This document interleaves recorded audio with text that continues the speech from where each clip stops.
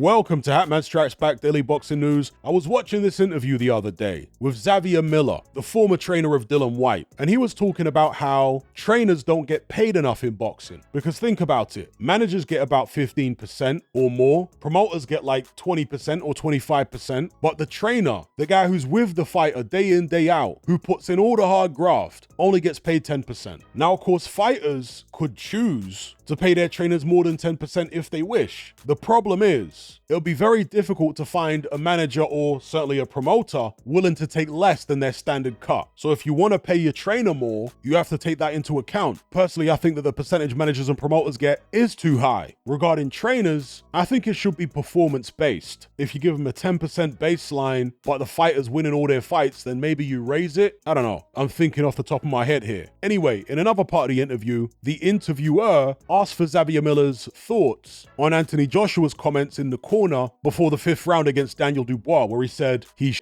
The interviewer said AJ was not giving Dubois credit in that moment, but Xavier Miller responded the same way that I responded to AJ making that comment. He said AJ was trying to motivate himself. Exactly that. The naive interviewer didn't understand the psychology of fighters. When you're in there and you're taking a hellacious beating and you've been dropped a bunch of times and you haven't won a single minute of any round, if you're going to somehow turn the fight around and win, you have to keep your confidence high. You have to somehow convince yourself, amidst all this, that you're still better than he is. So for AJ to make that comment, he's obviously trying to G himself up. So I had no issue with that comment whatsoever. I took issue with lots of other things that Anthony Joshua did in the fight, the mistakes he made, absolutely. But in terms of trying to G himself up in the corner by saying that Daniel Dubois ish, no problem with that whatsoever. And off the back of saying that, what happened when he came out for the 5th round? He had his first bit of success in the fight and he actually buzzed Daniel Dubois, landed his best punch. So he got himself in that moment into the right mindset to come back and have some success. This idea that he should have given Dubois credit in that moment. I mean, what planet are you living on?